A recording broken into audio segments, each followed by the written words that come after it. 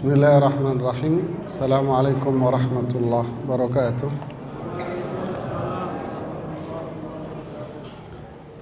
Alhamdulillah hamdan thayyiban mubarakan fi kama yuhibbu rabbuna wa yarda. Wassalatu wassalamu ala Rasulillah wa ala alihi wa ashabihi wa man ihtada bihadihi ila yaumiddin. Amma ba'd. Para jamaah rahimani wa rahimakumullah, kita melanjutkan bahasan kita dari buku Jalan Menuju Surga, amalan-amalan yang bisa menghantarkan pelakunya menuju surga.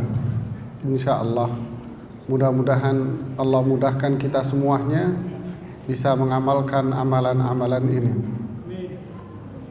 Kita sampai pada poin yang ke-38.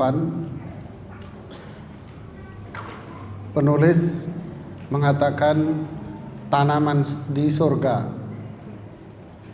Artinya di sini penulis ingin menjelaskan ada zikir-zikir yang berpahala tanaman di surga. Maksudnya, jika seseorang mengamalkan zikir ini, membaca zikir ini, maka Allah berjanji memberikan pahala kepadanya berupa tanaman di surga sesuai dengan jumlah zikir yang dia ucapkan. Subhanallah. Ini menunjukkan amalan yang kecil tapi bernilai besar. Kita lihat hadis Rasulullah sallallahu alaihi wasallam yang diriwayatkan oleh Imam At-Tirmidzi dengan hadis yang sahih. Rasulullah SAW mengatakan, "Laqitu Ibrahim lailata usriya bi." Aku berjumpa dengan Nabi Ibrahim pada malam Isra Mi'raj itu. Faqal, lalu Nabi Ibrahim berkata, "Ya Muhammad, aqri ummataka minni salam." Wahai Muhammad, sampaikan salam dariku untuk umatmu. Masya Allah. Wa akhbirhum, dan kabarkanlah kepada mereka, annal jannata thayyibata turbah, sesungguhnya surga sangat subur tanahnya, adbatul ma, dan tawar airnya, wa annaha qi'anun, sesungguhnya dia adalah qi'an, dan tanamannya, wa anna ghirasaha, dan tanamannya itu adalah subhanallah walhamdulillah wala ilaha illallah wallahu akbar.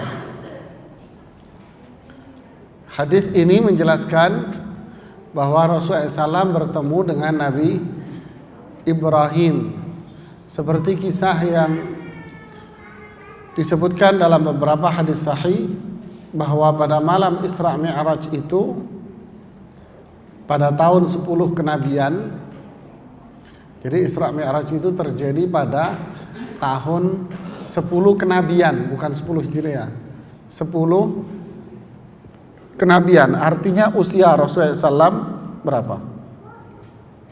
50. Dan Isra Mi'raj itu terjadi setelah Khadijah wafat. Dan disusul tidak lama setelah itu pamannya Abu Thalib wafat. Kemudian pertentangan yang begitu kuat, rencana pembunuhan terhadap Rasulullah SAW di Makkah. Lalu Allah memerintahkan Jibril untuk mengajak Rasulullah SAW melakukan Isra dan Mi'raj. Para ulama mengatakan ini sebagai hiburan buat Rasulullah sallallahu alaihi wasallam, dan juga tentunya untuk menerima wahyu yang lebih besar. Nah, dalam waktu Mi'raj itu Rasulullah SAW bertemu dengan para nabi dan rasul sebelumnya. Di antaranya beliau bertemu dengan Nabi Ibrahim alaihissalam. Ketika bertemu dengan Nabi Ibrahim mengatakan, "Wahai Muhammad, sampaikan salamku kepada umatmu." Ini menunjukkan keutamaan umat Rasulullah sallallahu alaihi wasallam. Dan atas dasar ini makanya ada solawat namanya solawat Ibrahimiyah. Tahu solawat Ibrahim, Pak? Kalau tasyahud akhir itu, Pak, ya kan? Allahumma salli ala Muhammad wa ali Muhammad kama sallaita ala Ibrahim, dan seterusnya. Ya. Jadi atas dasar itu muncullah solawat Ibrahim ini. Ya. Kemudian Nabi Ibrahim mengatakan, beritahukan kepada umatmu akan kenikmatan surga. Surga itu penuh dengan kenikmatan, tanahnya subur, minumannya tawar dan banyak beraneka ragam minuman-minuman yang ada di sana. Pohon-pohon di surga itu tidak bisa dan tak pernah dilihat oleh manusia. Tetapi pohon-pohon surga itu buah dari zikir subhanallah walhamdulillah wala ilaha illallah wallahu akbar. Artinya apa? Maksudnya seseorang yang berzikir dengan zikir ini, maka Allah akan kasih bagi dia satu tanaman di surga. Sekali zikir Allah kasih satu tanaman di surga. Nah, kalau berkali-kali kebun di surga, Pak. Terus maksudnya dikasih tanaman atau kebun di surga apa? Ya masuk surga. Maksud kasih kebunnya doang gak boleh masuk. Ya, karena maksudnya simpelnya orang berzikir dengan zikir ini maka dijanjikan oleh Allah masuk surga dengan kenikmatan surga. Subhanallah ya. Ada hadis lain yang disebutkan oleh Imam Al-Mundhiri dan yang lainnya bahwa zikir dengan membaca ini khairu ma tala'at alaihi syamsu, lebih baik dari matahari terbit, Pak. Jadi lebih baik dari matahari ini zikir ini. Ringan, subhanallah walhamdulillah wala ilaha illallah, pahalanya masuk surga. Insyaallah. Ringan di mulut karena simpel, tapi ngucapkannya berat sebetulnya. Kok bisa? Kenapa? Karena mengucapkan zikir ini dan yang lainnya itu dipengaruhi oleh iman. Kalau imannya benar, hatinya bersih, maka dia mengucapkannya ringan. Tapi kalau hatinya kotor, penuh dengan maksiat, seperti yang di surat Al-Mutaffifin, kalla bal rana ala qulubihim. Sungguh di hati mereka itu hitam. Ketika hati mereka hitam, maka susah mengucapkan zikir seperti ini, walaupun sebetulnya ringan, susah dia. Seperti yang Allah katakan tentang orang-orang munafik, wala yadhkurunallaha illa qalila. Orang-orang munafik itu tidak mau berzikir kepada Allah kecuali sangat sedikit sekali. Jadi lidah ini wujud dari hati seseorang. Kalau hatinya bersih, maka yang keluar dari mulutnya baik, Pak. Kalau hatinya kotor, maka yang keluar dari mulutnya kotor.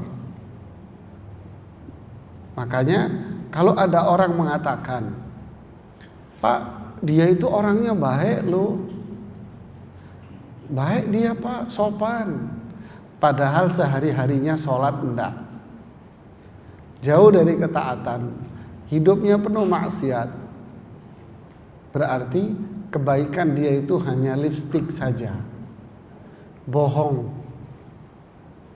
kebohongan aja. Dia sebetulnya tidak ada kebaikan sama sekali, penipuan aja itu, nipu kita.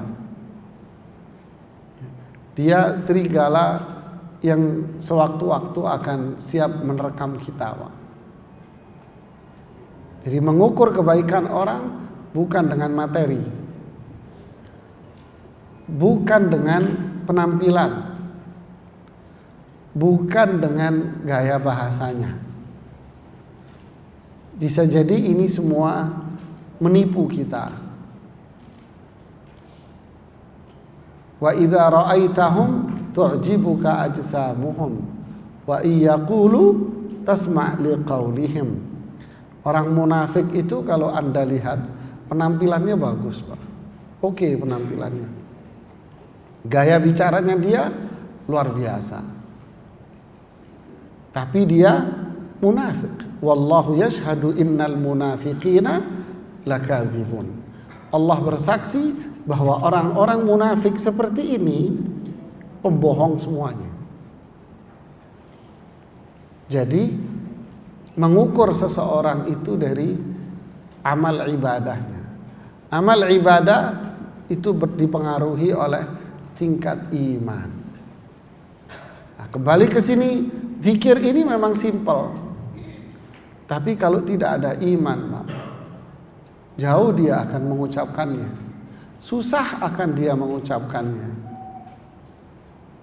Karena masalahnya bukan di mulut, tapi masalahnya ada di hatinya. Ya.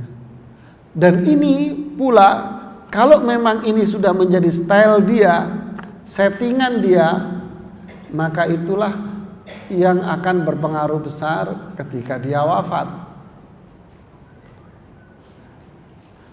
Jadi orang yang wafat, sebelum wafat mengucapkan la ilaha illallah, itu bukan dari akal pikiran, bukan dari kecerdasan dia, bukan. Sama sekali tidak. Dari mana? Itu kebiasaan. Tahu orang Lata, Pak? Orang Lata kalau dikagetin ngomong apa? Dia akan mengucapkan kalimat yang biasa dia ucapkan. Apakah itu dari kecerdasan, dari akal, kesadaran dia? Begitulah seseorang. Makanya Rasulullah, Allah dan Rasulnya mengajak kita untuk berzikir terus. Jadi zikir ini memang simpel, tetapi seseorang mengucapkannya dari iman. Subhanallah. Artinya apa? Maha suci Allah. Allah maha suci dengan nama-nama dan sifat-sifatnya. Allah lam yalid walam, Allah tidak punya anak dan tidak diperanakkan. Allah itu ahad esa, wal awwal wal akhir, walaysa qablahu syai'. Allah al-awwal yang pertama, terakhir. Sebelumnya tidak ada siapa-siapa, yang terakhir tidak ada siapa-siapa. Hanya Allah al-hayyul qayyum, maha hidup dan maha berdiri sendiri. Subhanallah, maha suci Allah dengan nama dan sifatnya. Walhamdulillah, pujian, sanjungan hanya milik Allah, zat yang tidak ada sesembahan yang benar kecuali Allah. La ilaha illallah, tidak ada sesembahan yang benar kecuali Allah. wallahu akbar, Allah lah yang maha besar, maha agung. Ini nilai tauhid yang dalam, ini iman. Makanya kalau dibaca akan berpengaruh pada perilaku seseorang. Ala bidzikrillahi tatmainnul qulub. Orang zikir hatinya tenang, Pak. Dia akan menjadi orang yang taat beribadah. Tapi kalau zikir maksiat jalan, berarti dia kayak beo. Beo bisa diajarin, tapi tetap dia namanya beo, Pak.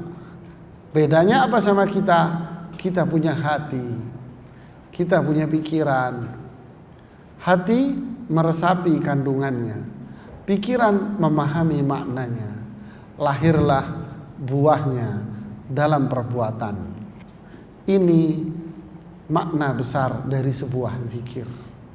Bukan sekedar diucap, tapi difahami. Sehingga lahirlah pahala yang begitu besar.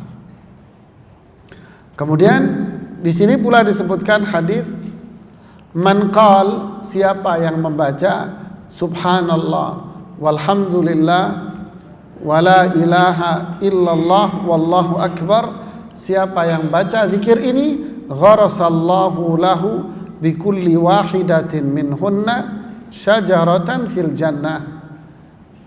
Lihat ini ya.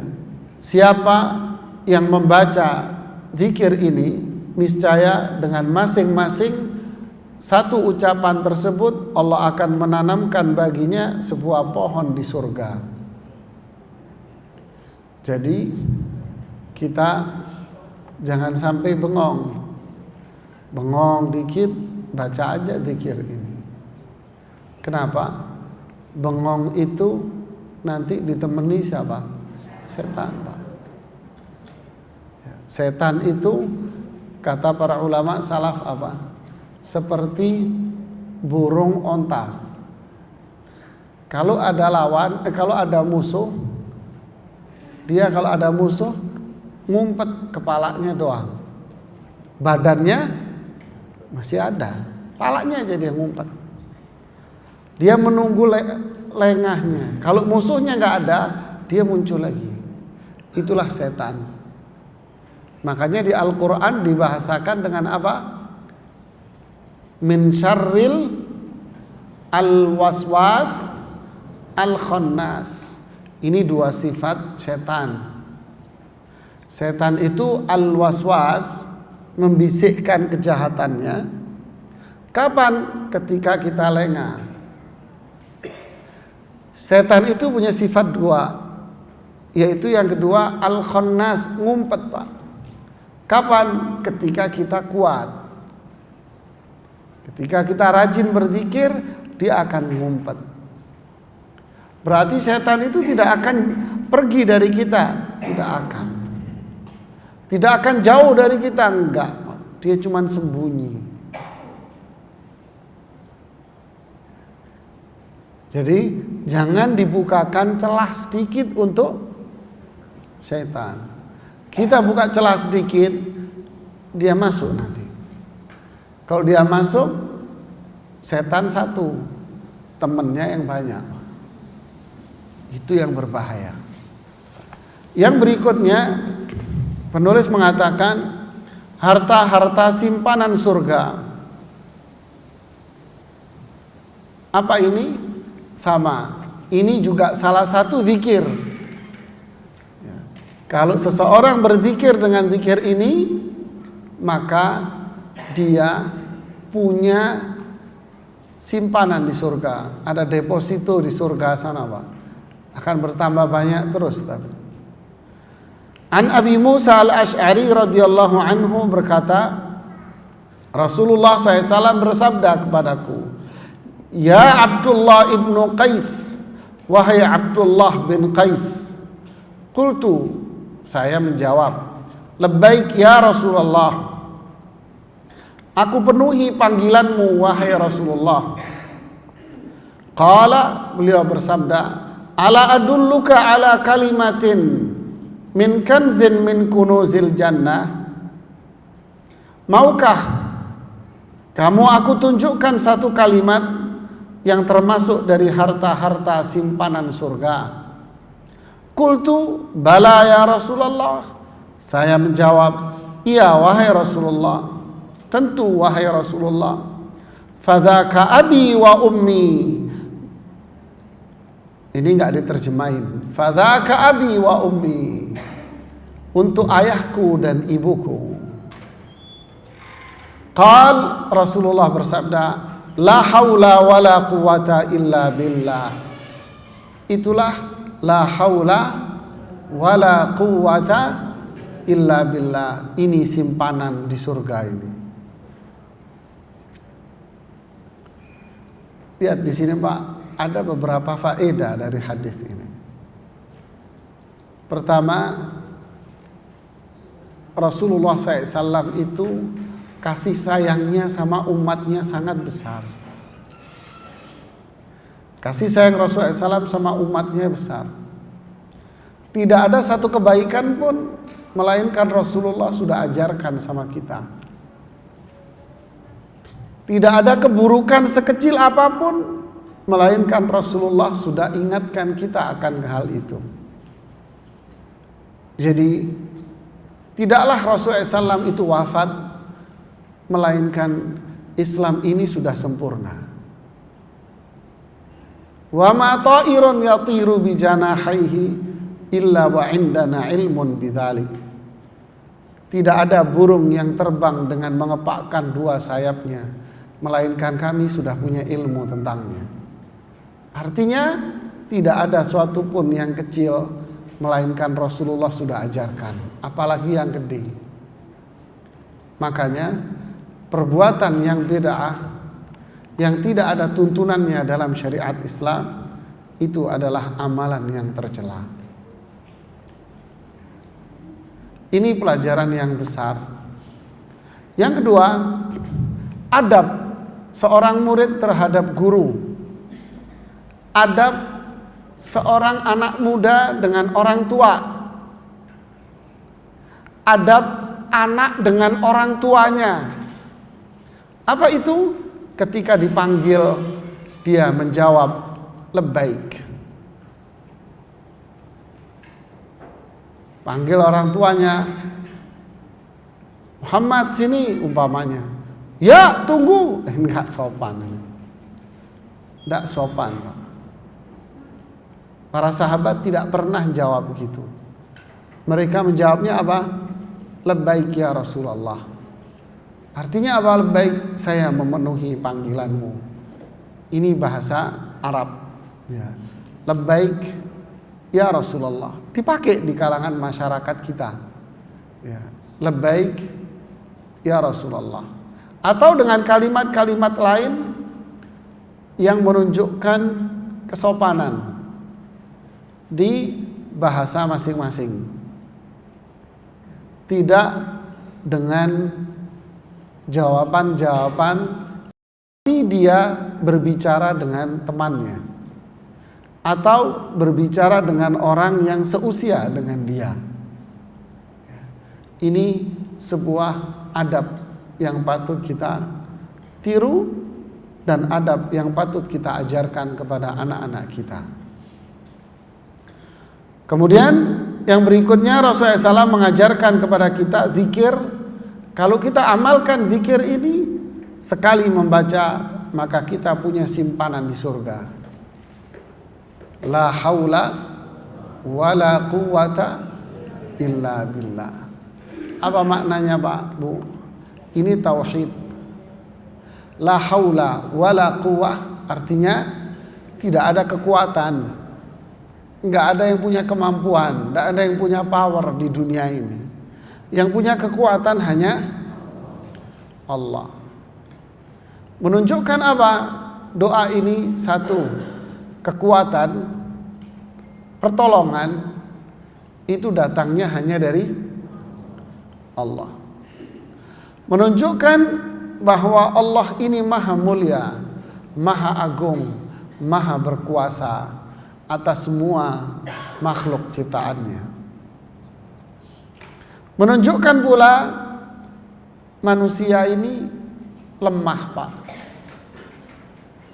manusia lemah, tidak punya kekuatan dan tak punya apa-apa. Lalu kewajiban manusia menyerahkan semua, bertawakal hanya kepada, memohon pertolongan hanya kepada Allah. Jika ini ada dalam iman kita, maka hidup kita tenang, Pak.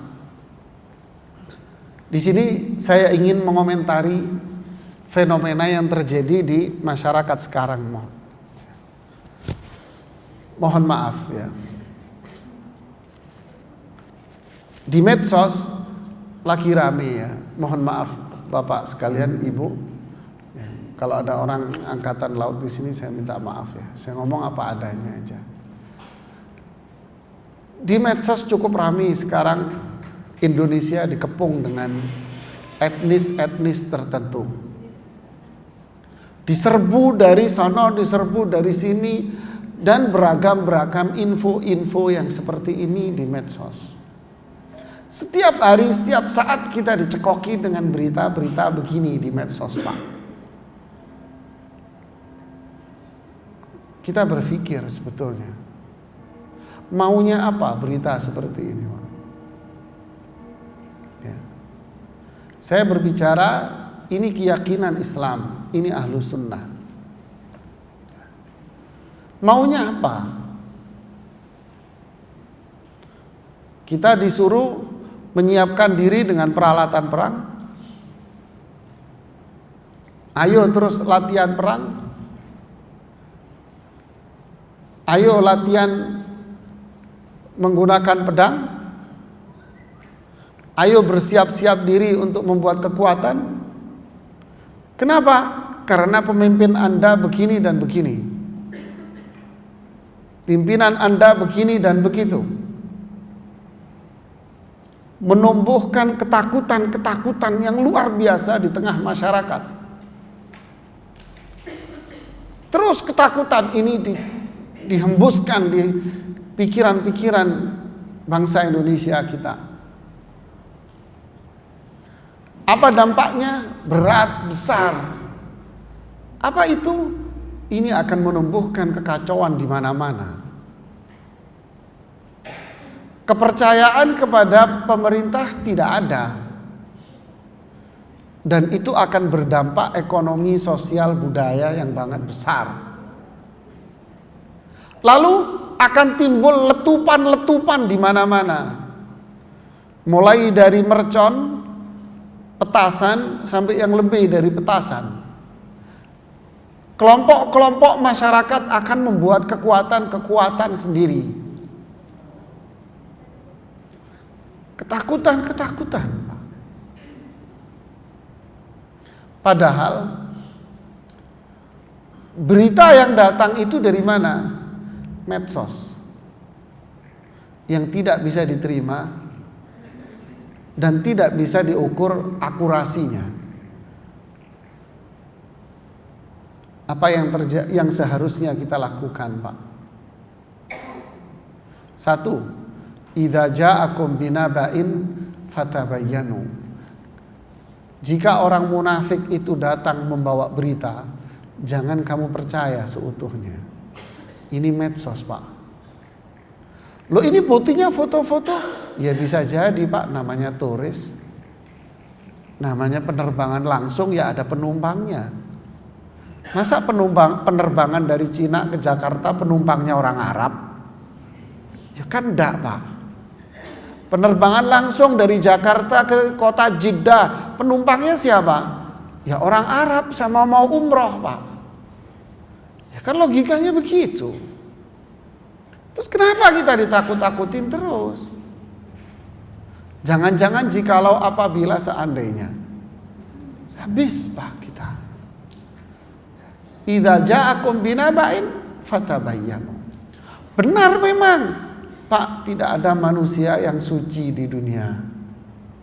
Pemimpin pun punya kesalahan, kelemahan. Tapi kalau Anda membuat letupan-letupan, maka akan terjadi kekacauan berentet di mana-mana. 1. Yang kedua, Bagaimana dengan para sahabat ketika mereka ditakut-takutin? Ketika mereka ditakut-takutin, apa yang terjadi? Yang disebutkan oleh Allah di surat Al-Imran itu selepas mereka pulang dari perang Uhud. Wahai Rasulullah, itu pasukannya Abu Sufyan mengumpulkan bala tentara yang jauh lebih besar dari yang di Uhud. Mereka sebentar lagi akan menyerang kota Madinah. Innan nasa qad jama'u lakum fakhshawhum fazadahum imanan wa qalu hasbunallahu wa ni'mal wakil. Muhammad, Abu Sufyan, wahai Rasulullah, Abu Sufyan mau nyerang kamu kota Makkah. Madinah mau diserbu sama Abu Sufyan. Pasukannya banyak, kamu gak akan bisa melawannya. Apa kata Allah? Fazadahum imanan. Justru iman para sahabat bertambah banyak. Tambah kuat imannya, Pak. Lalu mereka mengatakan, hasbunallahu wa ni'mal, cukup Allah yang menolong saya. Kenapa saya komentar ini? Inilah makna la haula wala quwata. Serahkan sama Allah, Pak. Jangan hari kita disibukkan sama tempe sama tahu, Pak. Jadi mendoan kita akhirnya, Pak. Kita sibukkan dengan hal yang positif. Ayo kita pelajari Islam dengan baik dan benar untuk menumbuhkan keimanan. Kalau orang punya iman, gak gampang ditakut-takutin, Pak. Dia akan yakin. Rasulullah bilang, wala yumakkinannallahu hadzal din. Pasti Allah akan menegakkan agama ini. Pasti. Intan surullaha yansurkum wa yuthabbit aqdamakum. Kalau kalian menolong agama Allah, pasti Allah akan menolong kalian dan Allah akan meneguhkan iman kalian. Menolong agama Allah itu gimana? Iman, Pak. Yakin sama Allah bahwa manusia ini tidak bisa berbuat apa-apa, Pak. Qul la in ijtama'atil insu wal jin ala an yadurruka bi syai'in lam yadurruka illa bi syai'in qad katabahu Allahu 'alaik. Ketahuilah, andai umat manusia sedunia, perhatikan ini sabda Nabi, Pak. Andai umat manusia sedunia ini berkonspirasi untuk mencelakai diri kalian, mereka tidak akan bisa melukai kamu sedikit pun, kecuali itu takdir dari Allah. Kalau dia luka, kalau dia terbunuh, saudara kita di Suriah, di Rohingya, mereka terbunuh, dibantai, itu suatu hal yang Allah takdirkan buat mereka. Bukan berarti mereka itu dibantai karena kejahatan mereka, tidak. Kita harus yakin. Ini Nabi yang bilang, mereka berkonspirasi jahat terhadap Islam, tidak akan bisa mengurangi kamu. Tidak akan bisa mengurangi iman kalian. Kalau kalian toh terluka, bukan karena mereka yang luka, karena itu cobaan dari Allah. Alladzi khalaqal mauta wal hayata liyabluwakum. Ini semua ujian, Pak. Sahabat ketika dikasih tahu, itu pasukan Abu Sufyan jauh lebih banyak dari yang di Uhud tadi, imannya tambah gede, Pak. Kenapa? Cobaan ini. Kalau cobaan saya semakin besar, berarti upgrade iman saya semakin kenceng, Pak.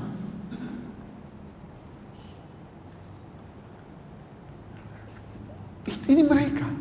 Bukan takut, tidak. Mereka berbuat yang positif. Berbuat baik. Apa yang harus kita apa yang harus kita perbuat? Jadi yang dimaksud, jika kalian menolong agama Allah, Allah nolong kamu. Apa yang dimaksud? Tauhidkan Allah. Beriman, tanam iman kamu kepada Allah yang kuat. Imam Muhammad Amin Asy-Syanqiti di dalam kitab tafsirnya Adwaul Bayan mengatakan, menolong agama Allah itu dengan apa? Kamu pelajari Quran dan petunjuk Nabi. Kamu amalkan Quran, kamu amalkan sunnah Nabi. Kalau kamu sudah mengamalkan semuanya, kamu beriman kepada Allah, kamu serahkan semuanya kepada Allah, Allah akan nolong kamu. Bukan melakukan hal yang aneh-aneh. La haula wala quwata illa, tidak ada yang punya kekuatan di muka bumi ini, Pak. Allah. Hanya Allah yang punya kekuatan. Fa idza arada syai'an ayyaqula lahu kun fayakun. Jika Allah berkehendak berbuat sesuatu, hancur-hancur semuanya, Pak. Tapi ini ujian buat kita. Cobaan buat kita semuanya. Pisau kalau kagak diasah terus, Pak, jadi besi tua. Berlian yang bapak ibu beli, kalau ditaruh doang tuh permata, warnanya apa, Pak, Bu? Pudar. Kalau warnanya pudar, harganya sakit hati. Beli 100 juta, warna pudar 10 juta. Nah, iman kita kagak diuji, nggak dicoba dengan kondisi-kondisi yang seperti ini, nggak terupgrade, Pak, iman kita, Pak. Bukan dengan yang antik-antik. Justru ini semua mendorong kita untuk semakin taat, semakin rajin belajar Quran, makin rajin belajar sunnah. Ayo semakin rajin ke masjid. Yang laki, ayo semakin rajin sholat, semakin rajin beribadah, tinggalkan maksiat itu semuanya. Islam akan jaya dengan cara begini. La haula wala quwata illa, gak ada yang punya kekuatan di muka bumi ini, Pak. An-nasu sawasiyatun ka asnanil musht, kata Nabi. Manusia ini sama, Pak. Ka asnanil musht, seperti ujungnya sisir, rata. Sama, Pak, semua, tidak ada yang, semuanya miskin, semuanya lemah. Ala innal izzata lillah, kemuliaan, kekuatan, pertolongan itu hanya milik Allah, Pak. Milik Allah kekuatan itu. Jadi kembalilah kita sebagai orang Islam yang benar. Al-istislam, berserah diri kepada Allah.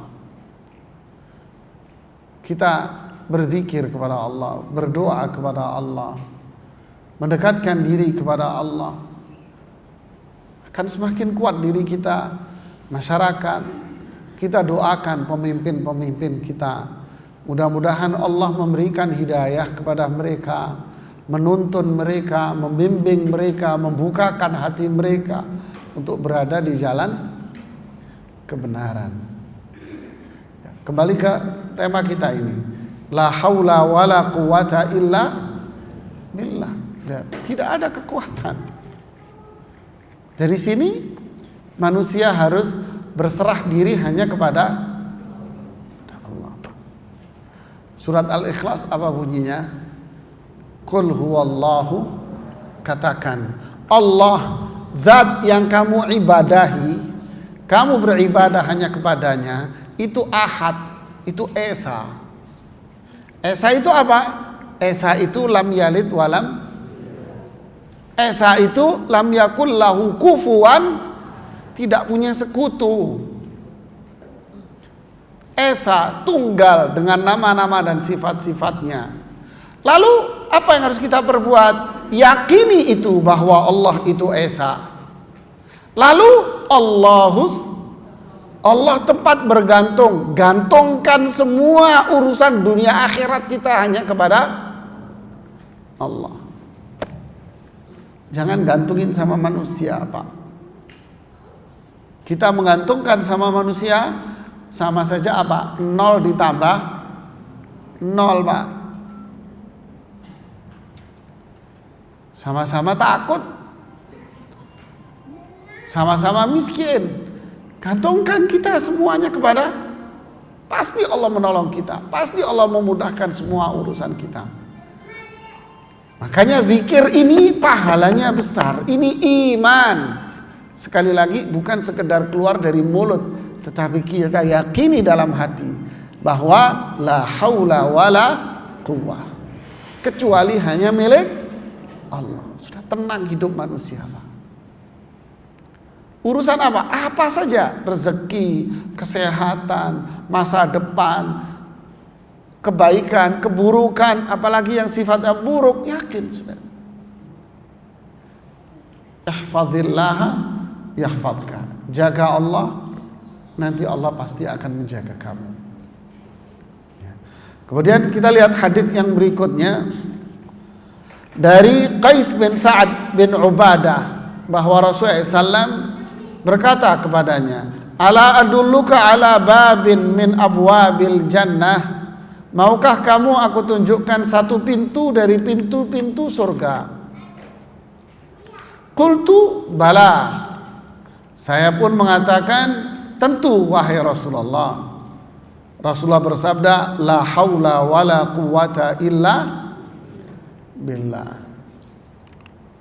Berarti kalau ada orang umpama maksiat melulu hidupnya, tapi dia rajin baca zikir la haula wala quwata illa billah, apa masuk surga, Pak? Enggak bisa, seperti yang saya jelaskan tadi, enggak mungkin. Kenapa? Kalau orang maksiat enggak mungkin baca zikir ini, Pak. Sudah enggak mungkin. Enggak ketemu, enggak akan ketemu. Air enggak akan ketemu sama minyak, Pak, enggak ketemu. Jadi jangan pikiran negatif di pikiran kita. Berarti kita bisa enggak perlu sholat, enggak perlu ngapa-ngapain, ya baca aja zikir sini masuk surga. Ya enggak akan bisa, Pak. Islam bukan kue bolu, Bapak, Ibu, yang boleh dibeli cuman sepotong. Tidak bisa. Yang melakukan zikir ini dengan mudah siapa? Fadzakir fa inna dzikra tanfa'ul, saling mengingatkan bermanfaat bagi orang iman. Siapa yang bisa berzikir seperti ini? Orang punya iman, orang yang rajin beramal saleh, dia yang rajin berzikir.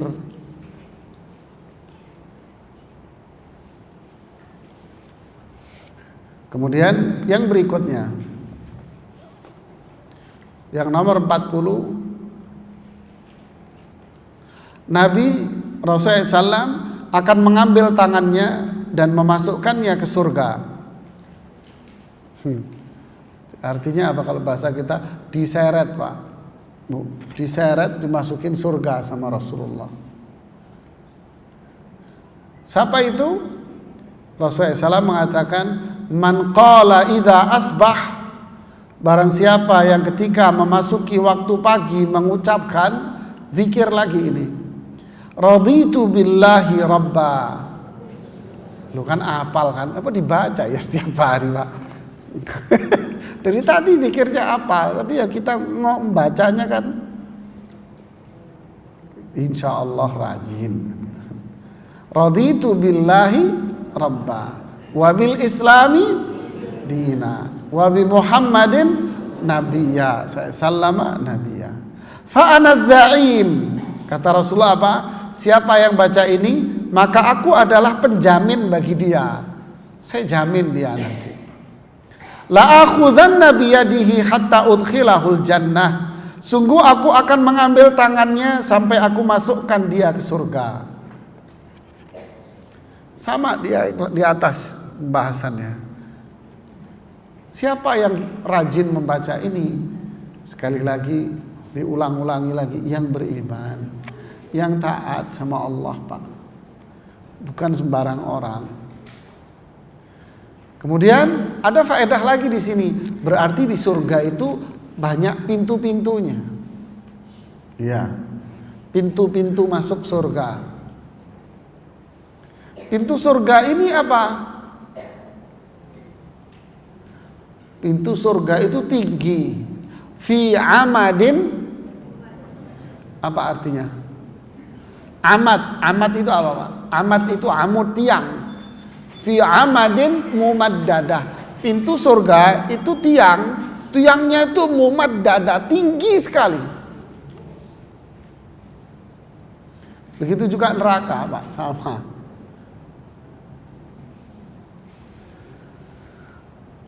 Siapa yang rajin sholat, kata Rasulullah SAW, du'iya min babis sholah, dia akan dipanggil oleh malaikat dari pintu sholat.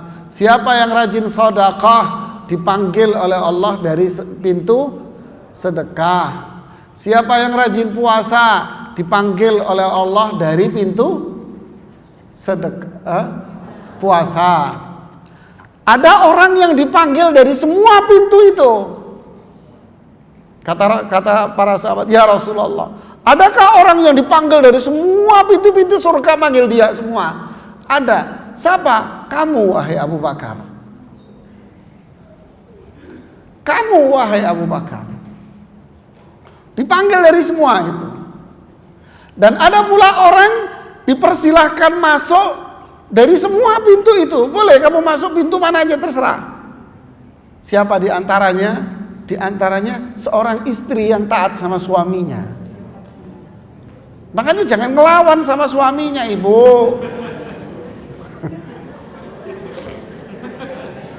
Ya kan suaminya lagi di sini nih sebagian. Jangan suka ngelawan, Bu, sama suaminya, Bu. Suami ibu, surga ibu itu di suaminya, Bu. Jannatuki, ya kan?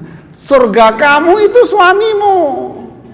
Kata Rasulullah, kalau aku boleh menyuruh perempuan untuk sujud, saya suruh kamu sujud sama suamimu. Saya nggak boleh.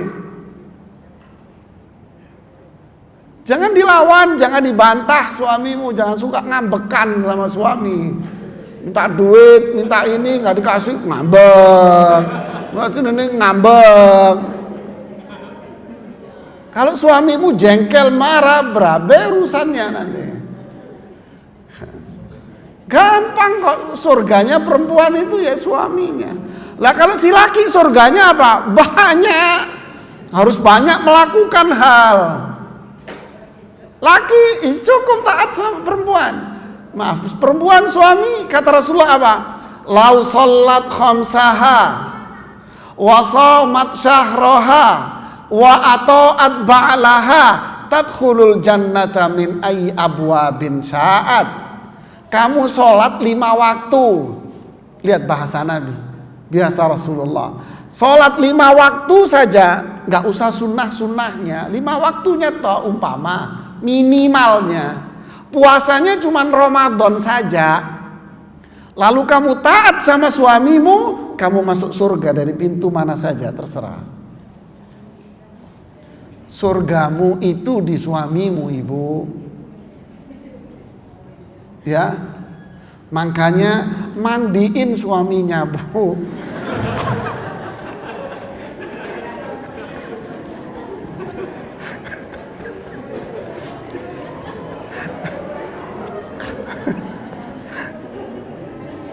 Mandiin suaminya, Bu, biar dia enak, biar bisa apa? Biar nempel di pangkuannya Ibu, nggak kemana-mana. Cebokin dia, Bu, biar seneng, Bu. Ya subhanallah. Jadi ini faedah lain. Ini zikir. Apa artinya zikir ini? Raditu billahi, saya ridho Allah sebagai Rabb. Maksudnya apa? Allah ridho, saya ridho Allah sebagai Rabb.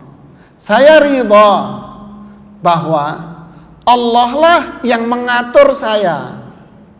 Allah lah yang memberi rizki saya, yang memberikan kenikmatan kepada saya, yang memberikan semua kebaikan-kebaikan ini adalah Allah. Yang menjauhkan diri saya dari semua keburukan itu adalah Allah. Raditu billahi rabba. Makanya kalau minta kebaikan dunia akhirat sama Allah saja, jangan yang lain. Minta kekuatan sama Allah saja. Minta apapun, idza sa'alta fas'alillah, kalau kamu minta sama Allah. Wa idza sta'anta fasta'in billah, kalau memohon pertolongan, minta tolong sama Allah. Kemudian itu tadi, ketahuilah, jika ada seluruh orang mencelakai kamu, mereka nggak akan bisa mencelakaimu. Kenapa? Yang mengatur alam semesta ini Kalau ada orang mau ngasih kamu manfaat, mereka nggak akan bisa ngasih manfaat sama kamu. Kenapa? Yang ngasih rezeki itu hanya tenang saja. Semua Allah yang ngatur. Ada seorang buta. Bapak ini awalnya melihat normal. Dia buta tidak lama, baru. Setelah dia buta, tentu pertama stres, tertekan begini. Lama kelamaan dia berpikir, kenapa saya harus stres? Kenapa saya harus bingung, galau? Bukankah semua ini yang ngatur Allah? Sejak saat itu saya bangkit dan bangun kembali. Kemudian saya yakin keberkahan, kebaikan itu hanya pada orang yang taat. Dan saya yakin sumber ketaatan itu kalau saya sholat ke masjid berjamaah.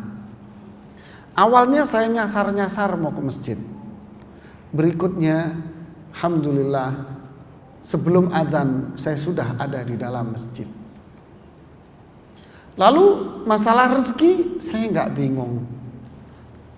Semua yang di alam semesta ini sudah dijamin rezekinya. Sejak saat itu saya nggak pernah takut akan rezeki saya. Yang penting saya pagi-pagi sudah berusaha untuk mencari rezeki. Berapapun yang Allah kasih saya akan terima. Ini orang bahagia Pak hidupnya. Raditu billahi. Bagian kedua, wabil islami. Dan saya ridha Islam sebagai, artinya apa? Inna dina indallahil Islam. Kata Imam Ibnu Katsir, apa yang dimaksud agama yang diridhai oleh Allah hanyalah Islam. Artinya apa?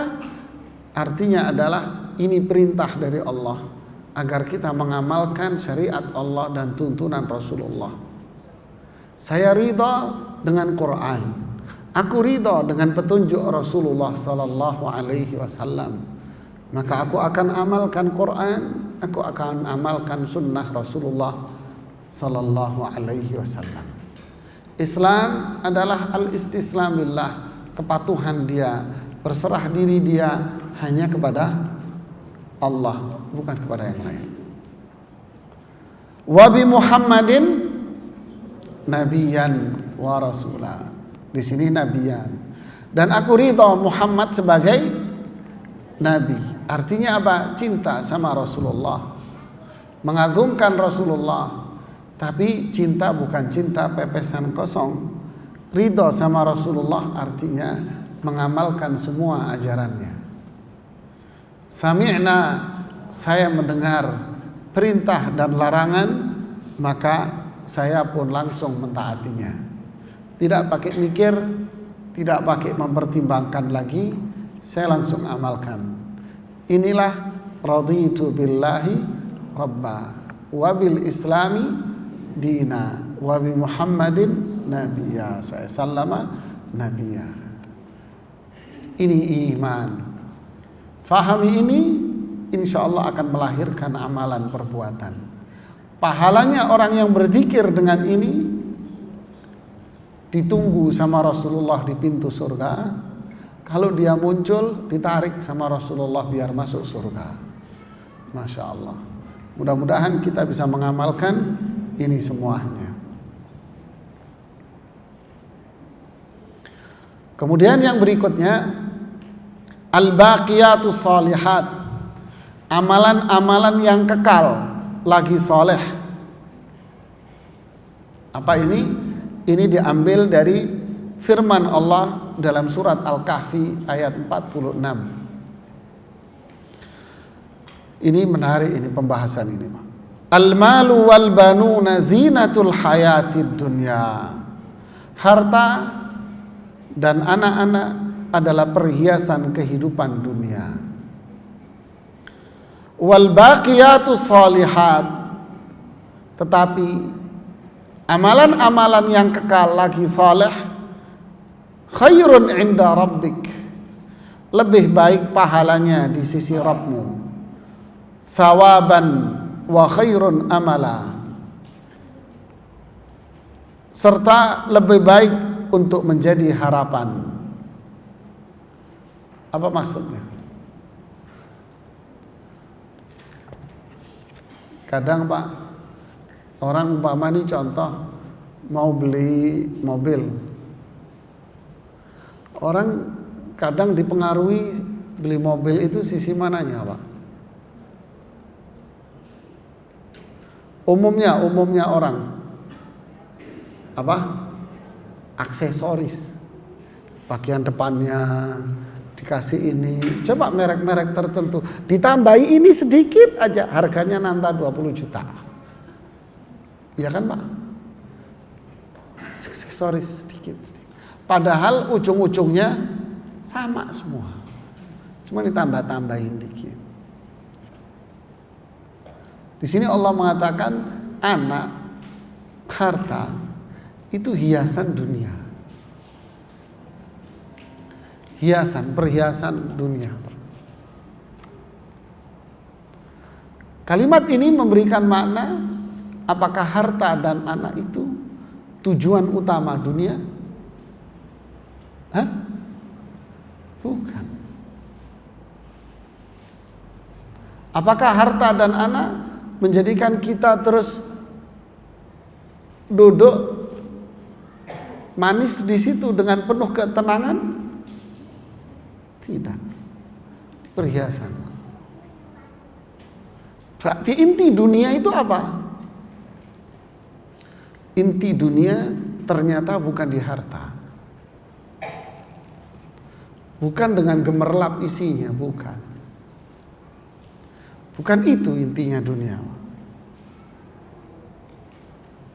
Tetapi kebanyakan orang justru apa? Terlena dengan ini, Pak. Dia terlena seperti orang yang duduk di sebuah taman, apa istilahnya, hotel, resort atau apalah istilahnya ya. Dia duduk lupa segalanya, Pak. Dia terlupakan dengan kondisi alam, pantai, dia lupa semuanya. Itulah kondisi manusia di dunia. Ada manusia terlupakan dengan harta, dengan bisnis. Udah tenggelam di situ, lupa dia dengan bisnisnya. Ada yang terlupakan dengan keluarganya, dengan anaknya, lupa dia. Lupa akan apa? Lupa akan hakikat dia yang sebetulnya. Al-malu wal banuna zinah, hiasan. Di ayat yang lain, innama amwalukum wa auladukum fitnah. Itu jadi fitnah loh buat kamu, ujian. Fitnah itu apa? Ujian. Jadi ini peringatan kepada kita agar kita sadar hakikat dunia itu di mana. Mulai melek mata sampai ngantuk lagi, sampai tidur, sampai melek lagi, nyari apa? Harta. Sholat, nanti dulu Pak lagi rapat, habis waktu. Sholat itu nomor sono Pak, ke jalur Bantar Gebang sono Pak. Nanti dulu Pak. Inilah kehidupan manusia yang terlupakan dengan tujuan utamanya. Makanya Allah bilang apa? Alhaakumut takatsur. Apa takatsur itu? Keinginan seseorang untuk menumpuk-numpuk harta menjadikan dia lupa.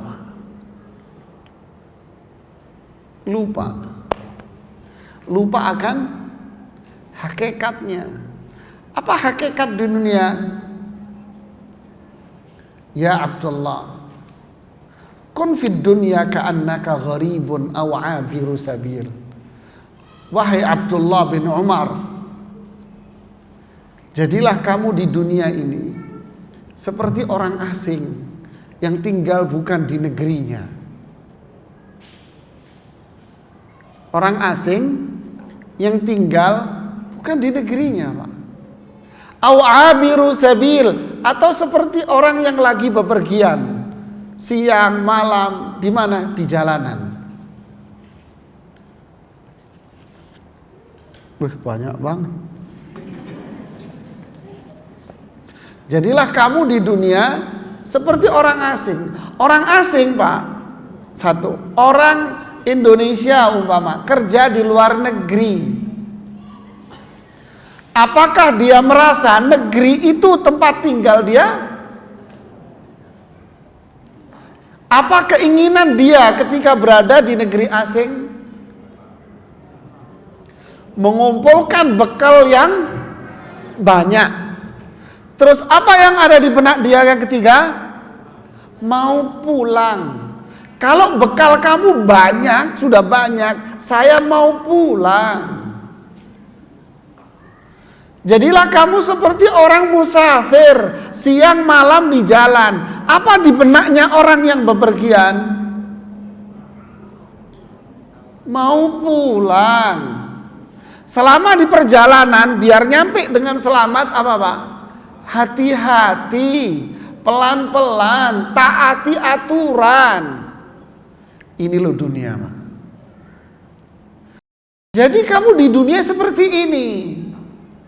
Harta, jadikan hartamu itu sebagai sarana untuk mengumpulkan bekal yang banyak. Keluarga, istri, anak, itu tadi, jadikanlah suami Anda sebagai apa? Jalan menuju surga. Jadikanlah istri Anda sebagai jalan menuju surga. Bekal, kumpulkan bekal dari semua sisi. Oh, dari istri, dari suami, dari anak. Oh, bisnis, dari bisnis saya kumpulkan pahala dari bisnis. Dari sholat sunnah, dari ini.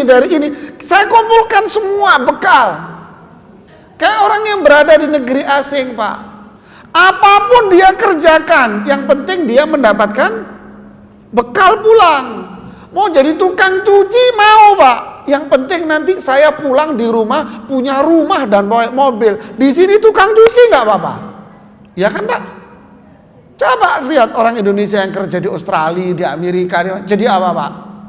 Kacung Pak, tukang cuci Pak. Ya kan?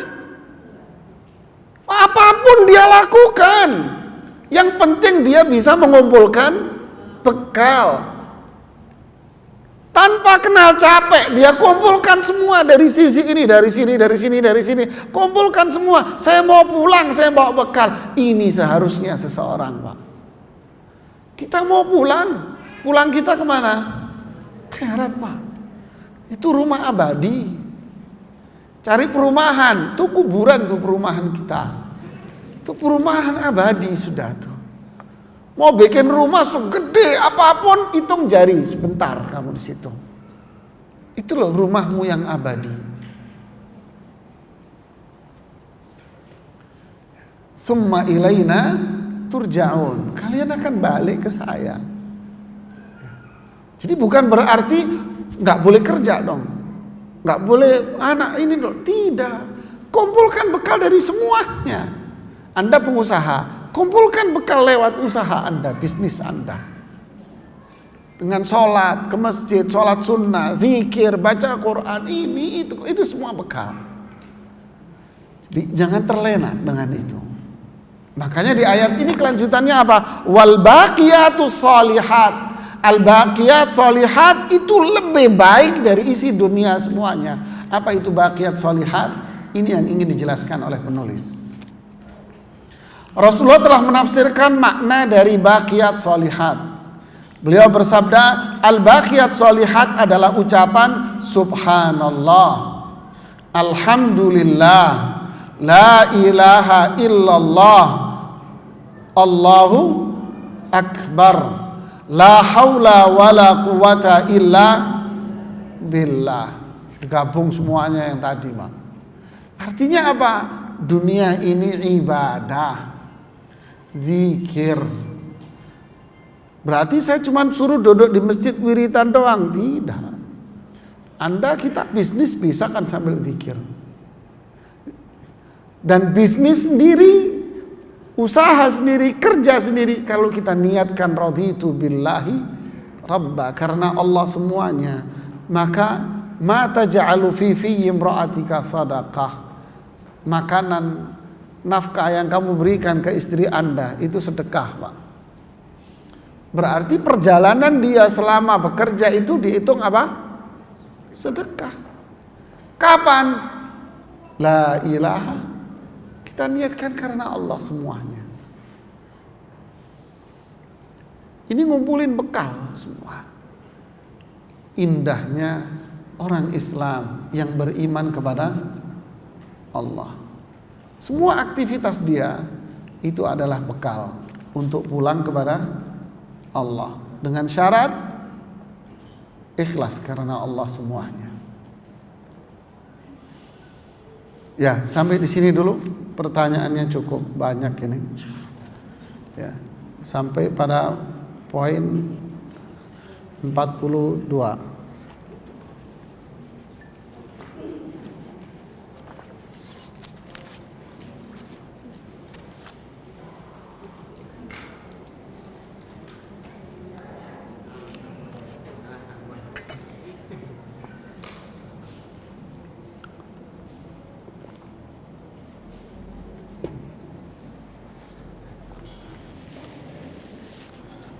Ada pertanyaan menarik di sini, bagus sekali.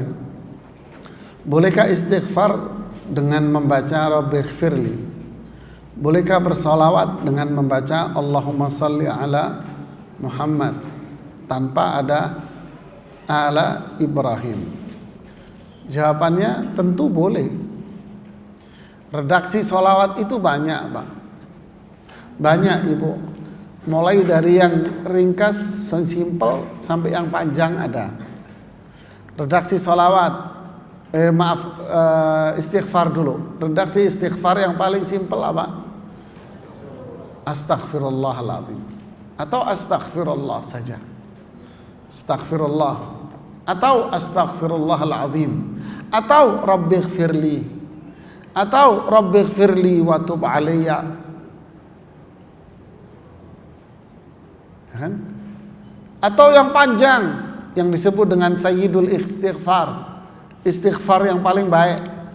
Allahumma anta rabbi la ilaha illa anta khalaqtani wa ana abduka wa ana ala ahdika wa wa'dika mastata'tu a'udzu bika min syarri ma sana'tu abu'u laka bi ni'matika alayya wa abu'u laka bi dhanbi faghfirli fa innahu la yaghfiru dzunuba illa anta. Panjang ya. Kata Rasulullah, siapa yang membaca istighfar ini sebelum tidur, lalu tengah malam itu rohnya nyangkut kagak balik, rohnya nyangkut, Pak, gak balik, wafat, maka dia wafat dalam keadaan fitrah suci dari dosa, Pak. Makanya apalin, Pak, Bu, doa ini, istighfar ini.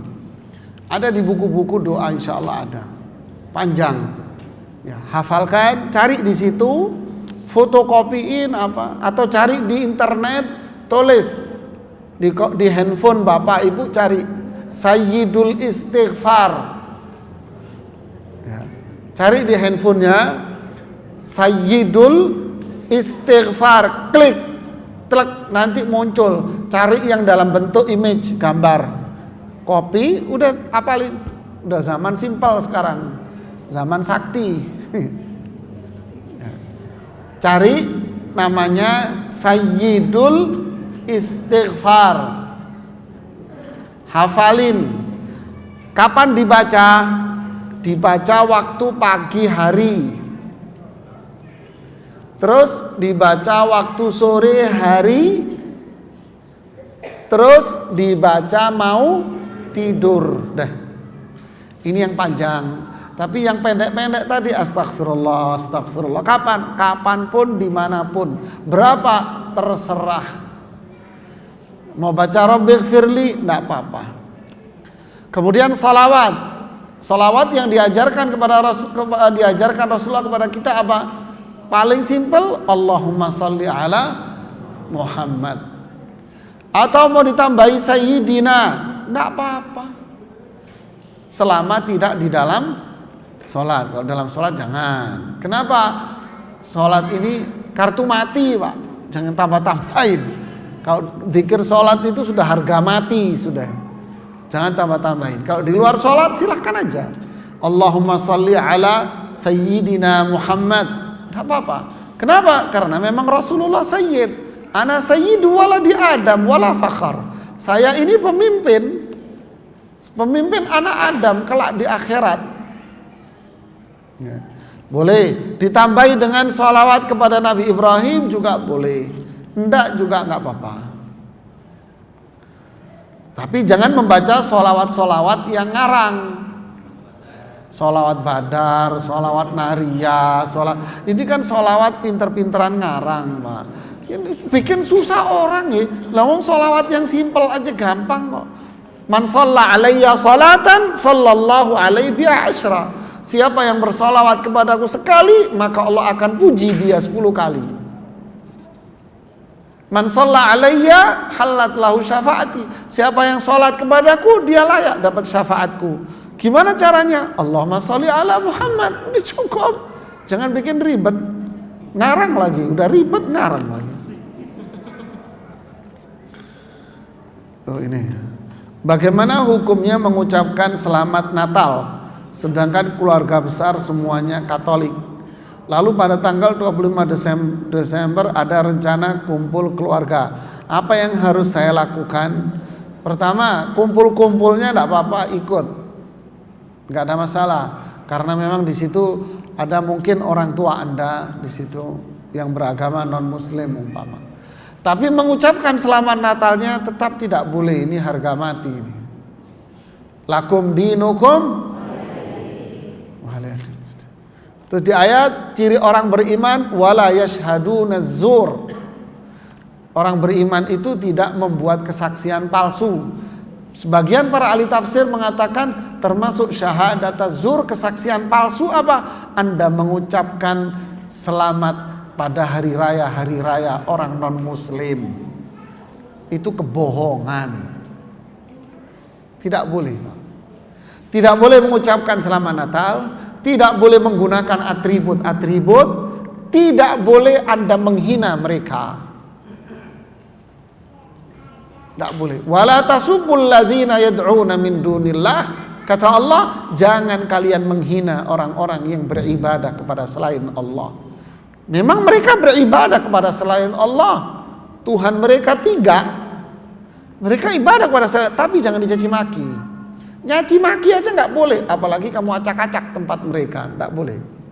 Terus gimana? Udah biarin aja, sudah. Yang penting kamu jangan mengucapkan selamat Natal. Ini namanya toleransi, bukan toleransi yang harus gabung. Itu bukan toleransi namanya, itu merusak akidah umat namanya. Biarkan dia. Kita tidak mengucapkan Natal, tidak menggunakan atribut dia, tidak ikut campur acara mereka. Itu yang benar.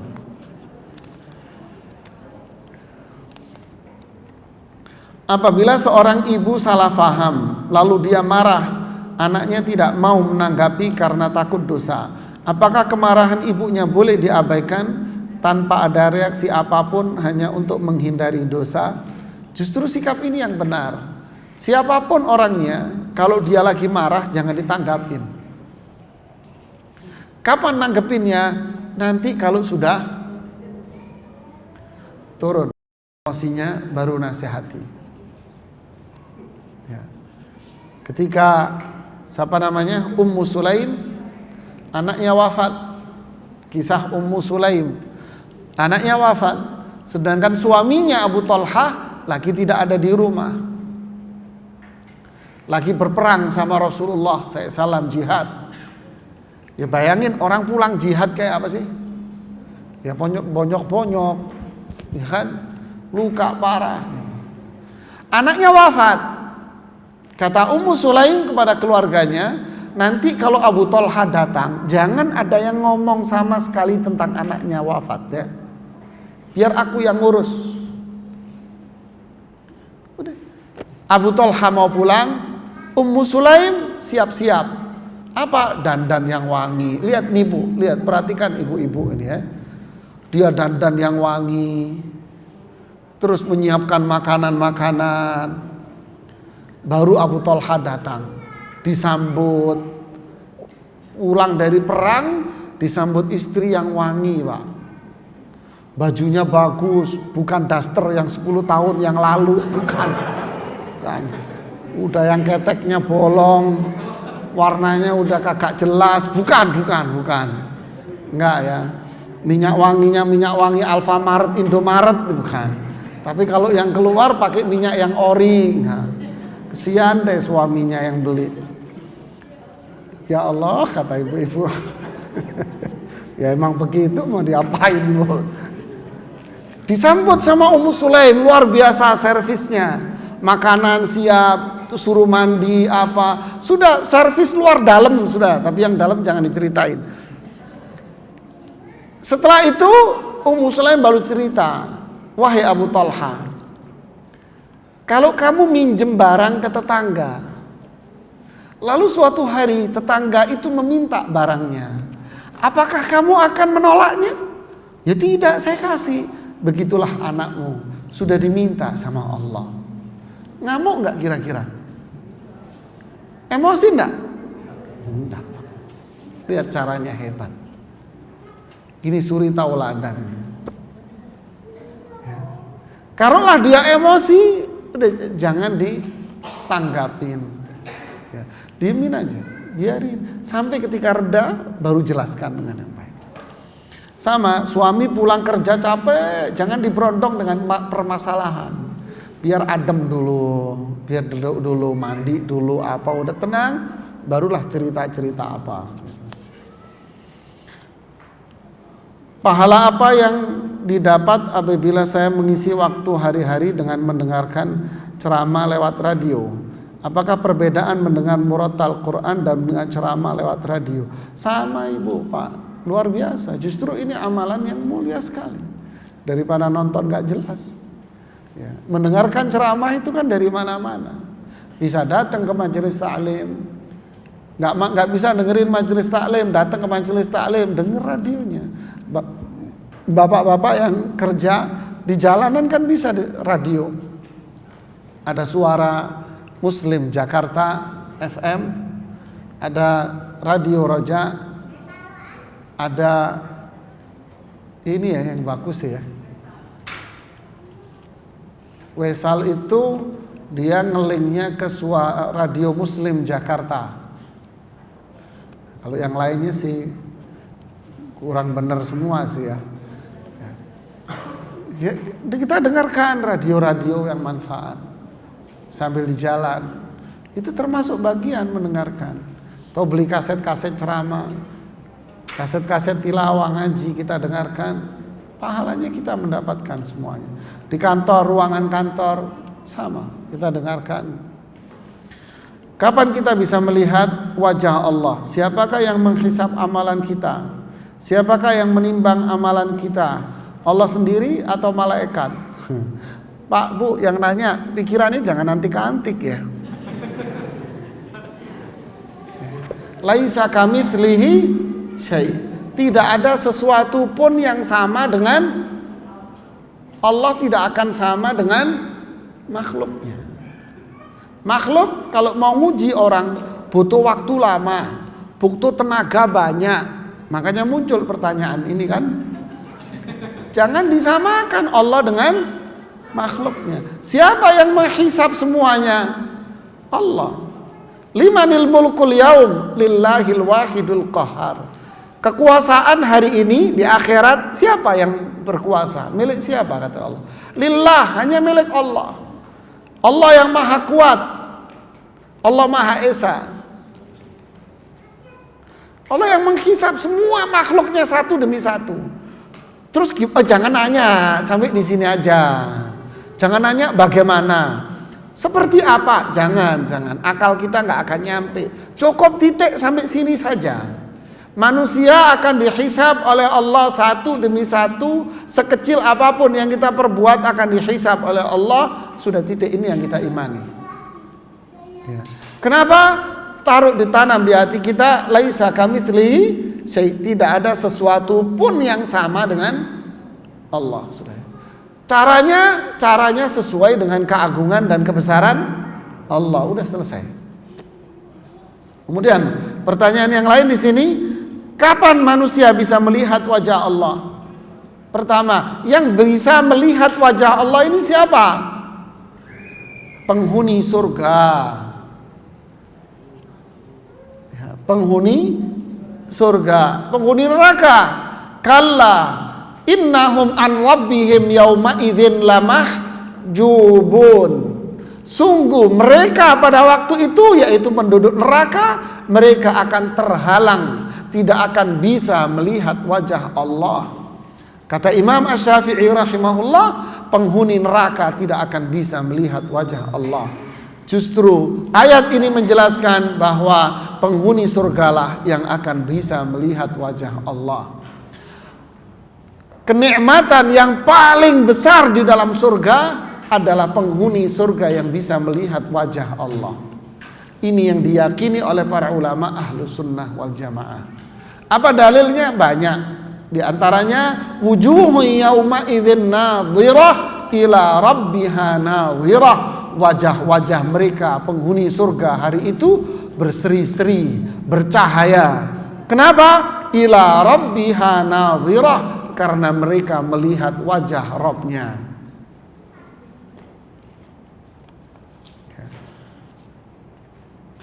Apakah yang dimaksud serta makna amar ma'ruf nahi mungkar?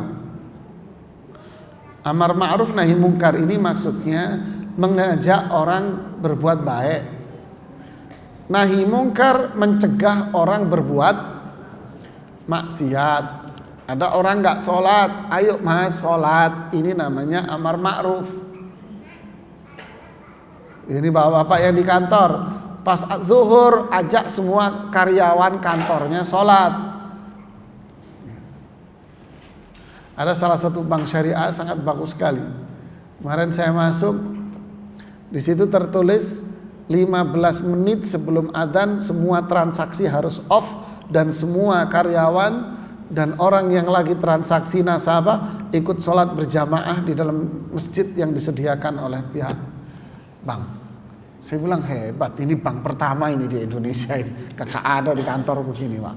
Ditulis gede. Lalu saya disamperin sama direkturnya, Ustadz ini yang baru, ini dari direktur utama pusat.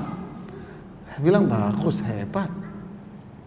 Mudah-mudahan bisa ditiru oleh semua bank syariah dan semua kantor-kantor. 15 menit sebelum adzan off. Semua karyawan harus duduk di masjid. Wih, berkah Pak, rezekinya lancar insya Allah Pak. Nah, yang punya perusahaan di sini praktekin Pak dengan anak buahnya. Pasti berkah insya Allah, yakin. Ini namanya amar ma'ruf. Nahi mungkar, cegah orang berbuat maksiat.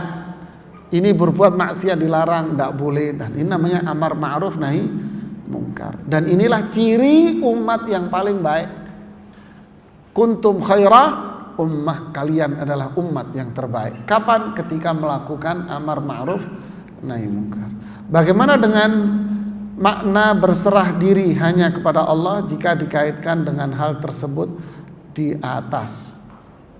Ya, amar ma'ruf nahi mungkar ini berkaitan dengan kepedulian sosial. Ya, kepedulian dengan masyarakat. Berserah diri kepada Allah ini iman dan amal saleh.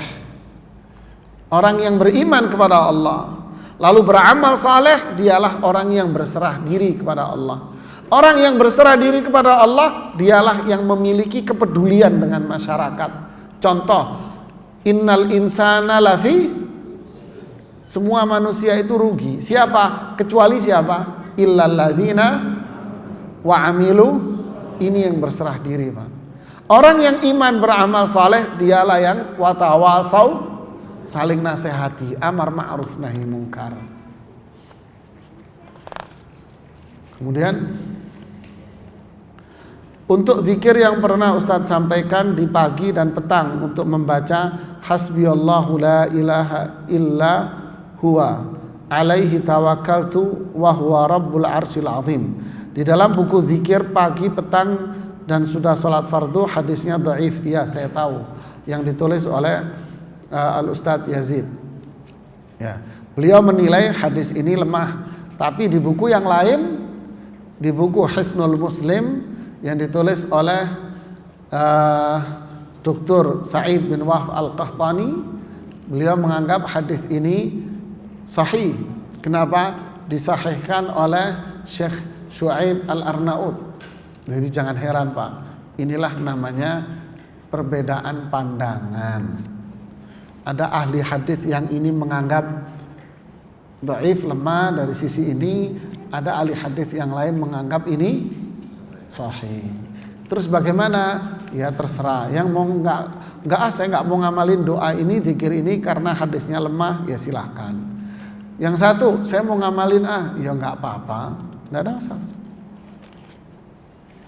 Bagaimana kalau suaminya yang kurang dalam ilmu agama, sholat pun tidak teratur, nggak, bahasanya halus.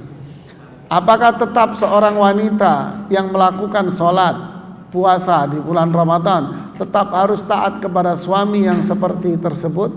Apakah suami tersebut menjadi pintu surga bagi wanita yang taat? Tetap Bu. Selama dia jadi suami Anda, tetap dia harus taat. Anda taat sama suami. Justru ini kesempatan lebih besar lagi. Apa itu? Bimbing suami Anda untuk rajin sholat. Ngamuk Ustadz, ya cara negornya nggak benar. Makanya saya bilang tadi, mandiin suamimu, nanti nurut. Nurut. Cara negornya nggak benar. Ya. Kata Imam Ibnu Qayyim ketika mengomentari ayat wa'mur bil urfi wanha 'anil munkar wa a'rid 'anil jahilin wa imma yanzaghannaka minasyaitani nazghun fasta'idz billah. Ajaklah berbuat baik, cegah kepada kemungkaran, dan berpalinglah dari orang-orang yang jahil. Jika setan itu menggoda kamu, maka berlindunglah kepada Allah. Kata Ibnu Qayyim apa? Di sini ada dua pilah. Ada manusia jahat, ada setan jahat. Ini komentar Ibnu Qayyim, Pak. Manusia jahat, setan yang bagaimana sikap kita? Manusia kalau jahat, Anda lakukan kepada dia yang jelek ini apa? Wa'mur bil urfi, ajak dia berbuat baik. Maknanya apa? Kata Ibnu Qayyim, manusia yang jahat bisa Anda suap dengan kebaikan. Tapi kalau setan yang jahat tidak bisa Anda suap dengan kebaikan. Kenapa? Kalah level kamu. Setan yang jahat kamu serahkan sama Allah, biar Allah yang menghancurkan setan. Tapi kalau manusia, kamu berbuat baik sama dia, tutur katamu yang baik, tekuk lutut nanti dia sama kamu. Ya, jadi Bu, keluarkan senjata Anda sebagai wanita. Kelepek-kelepek nanti suami Anda. Ya, jangan kasar kaku-kakuan. Mas bangun. Gimana sih kakak sholat subuh? Ini laki digituin nggak bisa Bu. Ya ngamuk Bu, saya laki-laki Bu. Kalau digituin juga ngamuk Bu. Ya, nggak bisa Bu. Coba ibu kepalanya diginiin, Mas. Senjatanya cewek keluarin Bu. Itu senjata mematikan itu Bu. Kalau dulu kita masih kecil, film Brahma Kumbara. Apa dulu namanya? Drama radio, Ajian Serat Jiwa. Nah, itu keluarkan itu Bu. Ya, insya Allah suami Anda nggak mamuk. Enggak. Kalau zikir subhanallah walhamdulillah wala ilaha illallah wallahu akbar ditambahi kalimat adada khalqih wa ridha nafsih wa midada kalimati, bolehkah? Boleh, nggak ada masalah. Zikir yang baik insyaallah. Bukannya dengan adanya informasi di medsos itu sebenarnya bisa kita ambil positifnya, yaitu umat Islam menjadi terbuka matanya dan waspada terhadap adanya bahaya yang ingin memecah belah Islam. Memang benar, hal-hal seperti ini jadi informasi juga. Tetapi satu, info itu tidak bisa Anda terima begitu aja, mentah-mentah, tidak bisa. Kenapa? Ini pasar burung, Mas. Ini pasar burung. Anda tidak bisa membedakan sudah. Mana info yang benar, mana info yang bohong, mana info yang mengadu domba, Anda tidak tahu. Terus bagaimana? Ya cek dulu kebenaran, bisa ngecek. Habis waktu kamu. Terus yang kedua, apa yang harus kita lakukan? Ya ini motivasi bagi kita untuk meningkatkan iman, bukan jadi gaduh di mana-mana seperti itu. Akhirnya menimbulkan hal-hal yang malah negatif. Ya.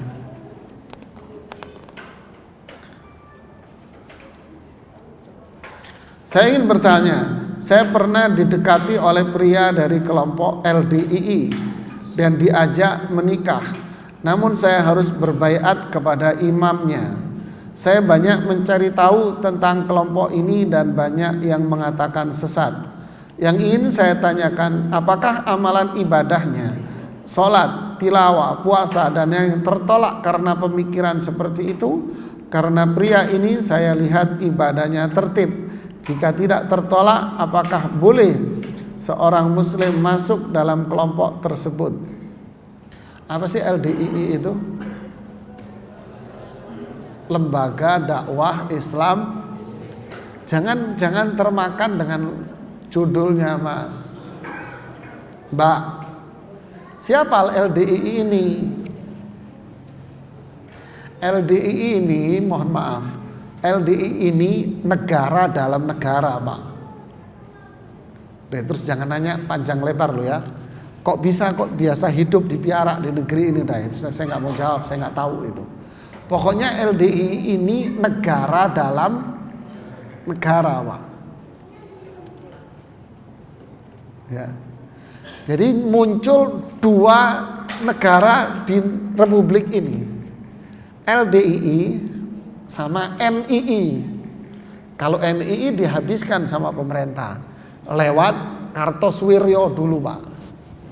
Sekarang muncul NII ini atau yang lebih dikenal dengan N11. NII atau N11 orang manggilnya. Siapa mereka ini? Yang sekarang mereka presentatifnya adalah pesantren Az-Zaitun Indramayu. Dengan tokohnya namanya siapa namanya?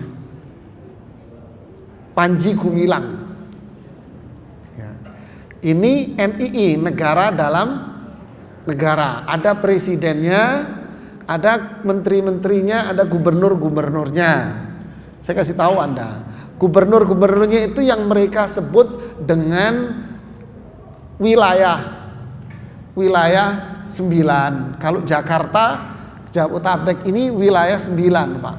Itu wilayahnya Panji Gumilang dan seterusnya lah, ya Pak ya, yang tahu ya. Ini serem ini Pak cerita ini ya. Tapi ini dihabiskan Pak oleh pemerintah waktu itu ya. Tapi tinggal tersisa yang Panji Gumilang ini yang siapa mereka? Berbaiat, Pak. Baiat itu apa? Baiat itu sumpah setia dengan presidennya ini, sama LDII. LDII itu punya presiden. Presidennya itu tinggal di Jakarta sini. Aslinya di mana? Orang Kediri. Ya, mereka berbaiat, Pak. Sumpah setia kepada orang ini bahwa kebenaran itu hanya datangnya dari presidennya ini, kelompoknya ini, Pak. Terus apa? Selain dari mereka kafir, Pak. Selain kelompoknya kafir, walaupun itu bapaknya sendiri. Jadi kalau orang LDII sholat di masjid ini nggak bakal. Kenapa? Masjid ini najis, kafir bagi mereka, Pak. Nggak bakal mau sholat di masjid ini, Pak. Mereka punya masjid sendiri, makanya di jalan-jalan masjid LDII. Kalau kita sholat di tempat mereka, kita keluar dipel tuh, Pak. Kenapa? Najis kita, Pak. Kafir kita bagi mereka. Ini keyakinan dia. Bapak jangan tertipu dengan lagu dia. Mereka kalau di pengajiannya apa? Pengajiannya Sahih Bukhari, Sahih Muslim. Kadang guru-gurunya itu apal Sahih Bukhari, Sahih Muslim, tapi tidak menganggap Anda orang Islam. Serem kan? Serem, Pak. Apa ini Islam? Bukan. Islam itu bukan agama yang bawa palu, ketok palu. Bukan. Islam tidak pernah mengkafirkan orang, Pak. Apalagi sesama muslim tidak akan mengkafirkan sesama muslim. Kalau ada orang mengkafirkan sesama muslim, berarti dia bukan orang Islam. Ya? Saya ulangi, tidak ada di dalam Islam itu mengkafirkan orang, tidak ada, Pak. Yang ada di dalam Islam itu menasehati orang salah, negor orang salah. Makanya itu prinsip amar ma'ruf nahi mungkar. Di mata mereka tidak ada amar ma'ruf nahi mungkar. Di mata mereka ngajak orang berbaiat. Sama aja, Pak. Bapak dapat hadiah mobil, tapi syaratnya harus setor duit dulu loh ya. Nah, kayak kelihatan kan penipuannya. Ya, itulah mereka LDII, NII. Jadi mereka ini siapa? Aliran sesat, Pak. Dan MUI sudah menyatakan bahwa ini adalah aliran sesat. Ya. Amalan apa untuk mempertemukan kita dengan orang tua yang sudah meninggal dunia kelak? Beramal saleh. Taat sama Allah, iman, taat sama Allah. Doakan terus orang tua yang sudah wafat. Maka insya Allah ketaatan kita, doa kita akan mengangkat derajat orang tua kita yang wafat sedikit demi sedikit akan terangkat terus. Bukan fotonya yang dipajang dulu, tidak. Fotonya dipajang di rumah gede, tapi didoain enggak, ketaatan tidak. Warisannya direbutin. Yang terakhir ini, oh masih ada satu lagi.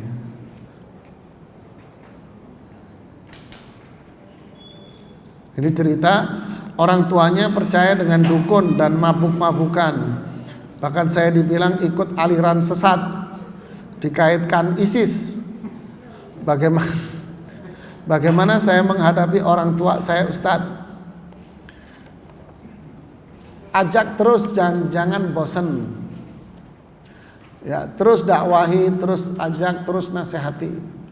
Yang kedua, tetaplah menjadi anak yang berbakti sama orang tua. Sejelek apapun orang tua Anda, dia tetap orang tua Anda yang Anda harus berbakti kepadanya. Yang ketiga, doain, jangan lupa berdoa kepada Allah Subhanahu wa taala. Yang keempat, bersabar atas keburukan-keburukan orang tua Anda. Sudah. Selebihnya hidayah di tangan Allah.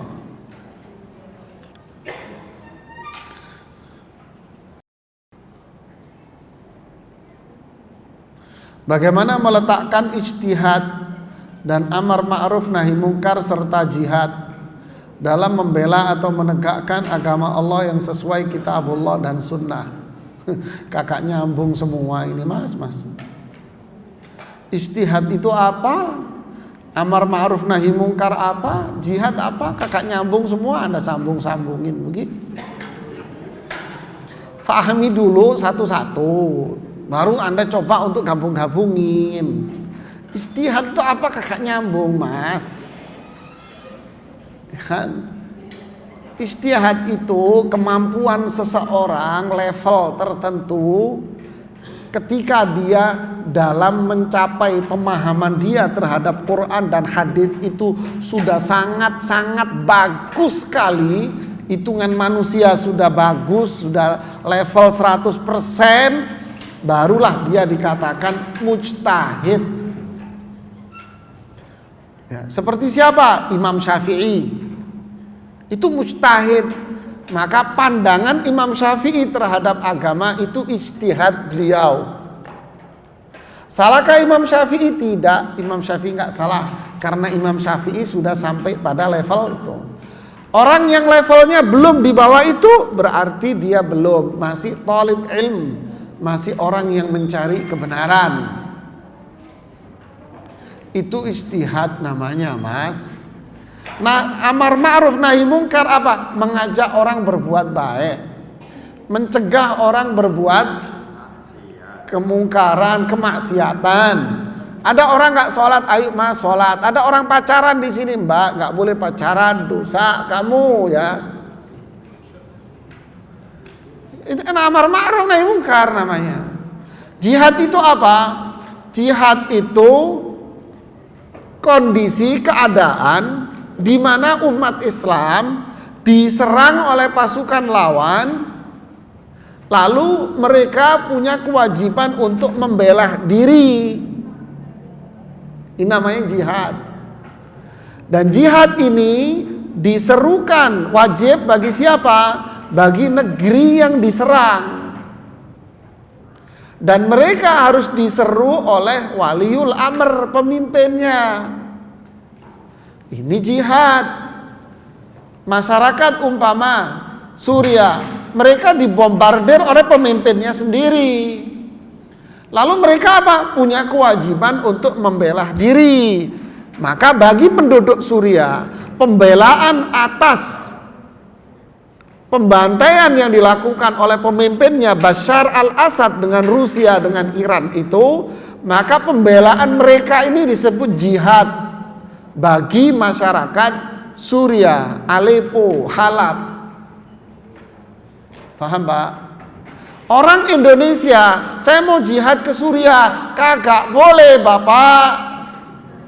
Minta izin dulu Pak sama Pak Jokowi. Kalau Pak Jokowi ngizinin berangkat, Pak Jokowi nggak ngizinin haram melakukannya Pak. Saya ngomong jelas, gamblang. Masyarakat kampung suku Rohingya dibantai sama pemerintahnya, maka mereka berhak melakukan jihad, perlawanan, karena mereka dibantai. Bagi siapa? Suku Rohingya. Loh, masyarakat lain dari negeri lain boleh? Nggak boleh Pak. Nunggu dulu izin dari siapa? Pemimpinnya. Pemimpinnya nggak ngasih izin, nggak boleh, haram. Loh, apa yang boleh kita bantu? Bantu fulus. Bantu pakai materi Pak, kumpulkan dana. Lalu doain mereka setiap sholat kita. Doakan kepada Allah agar Allah menolong mereka, memberikan kekuatan kepada mereka, menghancurkan musuh-musuh Islam, menghancurkan Bashar al-Assad dan sebagainya. Ini yang bisa kita lakukan. Bukan ngawur, ini kebun binatang namanya. Apa? Ngumpulkan anak muda, lalu bikin provokasi, terus dikasih bahan-bahan untuk bikin bahan peledak. Ngawur ini Pak namanya. Ini bukan Islam namanya. Islam tidak mengenal ngerusak fasilitas umum. Rasulullah pun waktu jihad fisabilillah, ngelawan pasukan-pasukan kafir, apa kata Rasulullah? Jangan rusak fasilitas umum, jangan tebang pohon, jangan ganggu wanita-wanita, jangan ganggu orang tua dan anak kecil, jangan ganggu orang yang beribadah di tempat peribadatannya. Loh, perangnya sama siapa? Orang yang mau nyerang kamu, orang yang mau bunuh kamu, kamu lawan dia. Kalau dia nggak ikut nyerang kamu, jangan diapa-apain. Seperti kisah beberapa anak muda pada waktu perang Khaybar. Ya, jangan mau Pak diprovokasi orang-orang yang mencari keuntungan materi di balik ini semua Pak. Ya, ada orang mencari keuntungan fulus Pak di balik ini. Anak muda dikomporin, jihad. Ini pemerintah pemerintah kafir ini. Ayo, terprovokasi, dikirimlah bahan peledak, digerbek kamu. Kamu nggak mikir Mas. Anak muda kita kesian. Iya, ini yang harus kita tanamkan, kita sadarkan. Kalau mau semangatlah kamu sholat di masjid berjamaah.